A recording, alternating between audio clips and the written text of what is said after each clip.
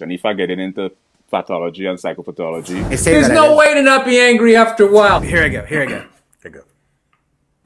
How many women have you got pregnant? You know what?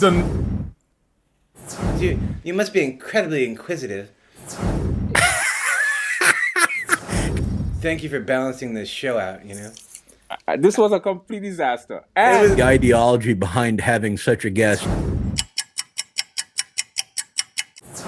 Well, I'm sort of like a research scientist. I'm not a scientist in the strictest sense, more research. Research has to take a number of different areas into consideration. If I get it into pathology and psychopathology or pathophysiology, I have to take areas of philosophy, psychology, and there's just so many different areas. Jimmy Falcon, yeah, absolutely. That's Jimmy Fallon, man.